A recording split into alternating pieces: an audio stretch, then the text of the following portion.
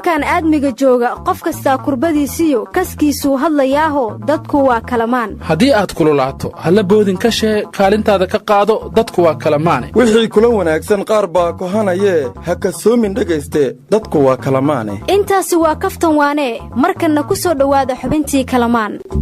ودع ودع يا رمضان مرحب مرحب يا كلمان ودع ودع يا رمضان مرحب مرحب يا كلمان ودع ودع يا رمضان مرحب مرحب يا كلمان ودع ودع يا رمضان مرحب مرحب يا كلمان مرحب مرحب يا كلمان مرحب مرحب يا كلمان والرمضان واسو دافني waxaan joognaa alla maanta ayaanta iyo ciida wanaagsan ilaahaygiina siiyay asaga ku abaale ayahaatan imaanta si wanaagsan u ciida wareer kalmaanow hadda miyaad soo kacdeen maanta waa maalintii saddexaad ee ciida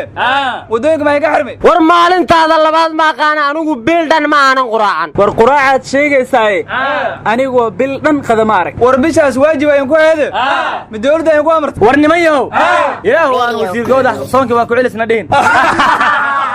aro ani waaba kula yaabane qashki imtixaanka ma isku diidayne war heedahaya bishii daa'ina siyo dembi dhaafka ahayd daraadeed kalamaan markii aad demiseen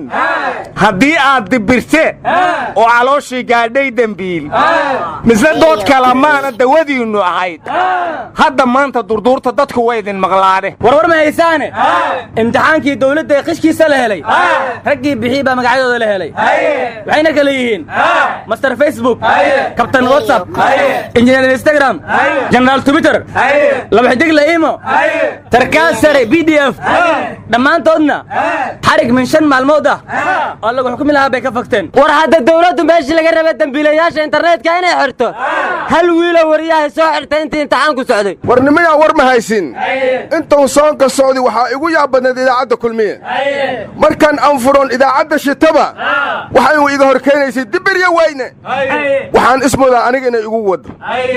talow dadkii ma isgargaareen oo ma isu kaalmeeyeen war adiga maahan dibirada la sheegayaa cabdiqani idaacaddu la hadlaysay war qof kastoo dibiray la hadlaysay dadka hawaalin wariyaa war intaan farxaan ka ahayn qof aan afurka dibirin ma jiro aro anisaanka ma dibirina ad mishaarida ma iska badisayne wareedhahay ramadaankii iyo intaad maqnaydeen baad ku weyraxdeene siyaasadda war kama haysaane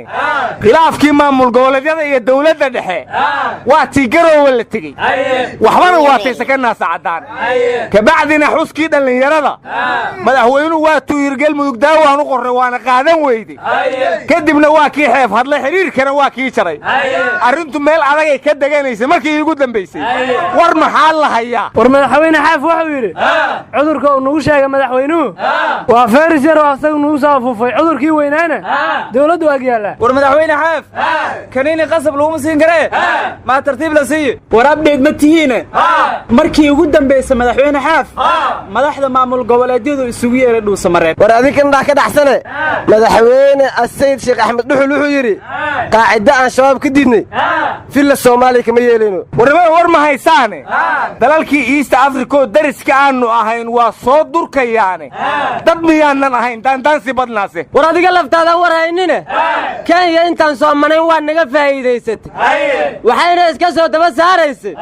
culaysyada siyaasadeed oo ay soomaaliya ku hayso etoobiyaan la yaabayo qariiradda caalamkaba waa naga saartay marka waxaan la yaabanahay dawladda soomaaliya ilaa hadda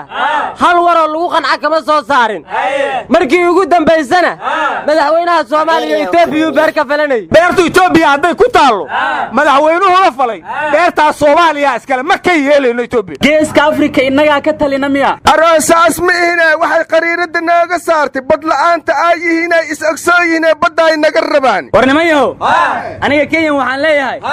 bahaari yeetu siyo yaako etoobiyana waxaan leeyahay yallam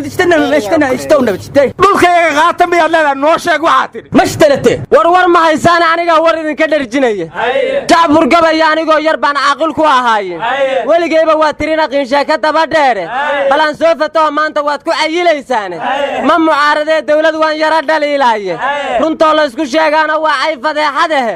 maalmahana kuma sii jirto aamus baa timide ha yeeshee sabeen lama rabe weys casilayaaye asagay u taallaa ninkii ciil dibirayaaye mana raba in laysoo xiro waan cabsanayaaye haddii lay qasbayana xabsiga weyska gelayaaye waana qodob dastuuriya inaan kala xishoonaye lix duqowday waa la arki jiray tanise waa nayle hasha inay gujaysay rabtaa caana beeshaduye ka eshada haddaad leedihiin mooyisay tahaye musuq maasuqana xoolaha loogu dawgalaye qarandubis inuu geelu yahay horeba loo sheegiye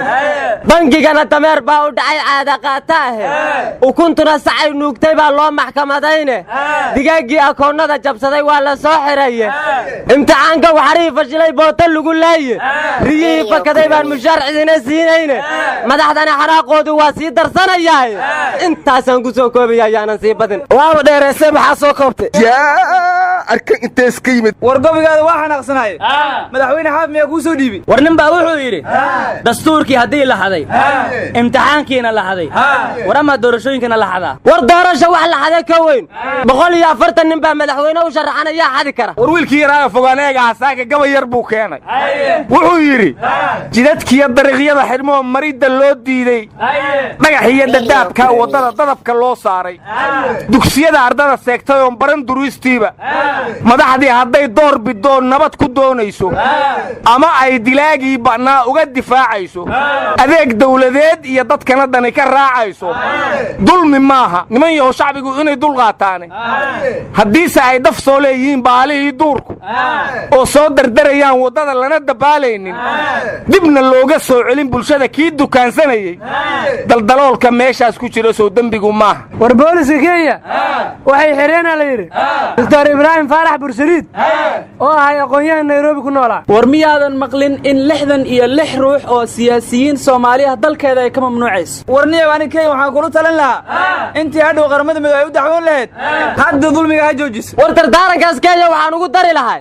annaga soomaali baa nala yidhaahdaa dagaal waa bilaabi naqaana ee ma joojin naqaano wiiwini soomaali powerful siyo ni kikuyina jaluwa car ullaaba car maanaad nalada kiki ma kiyate taarigu kiki wiiba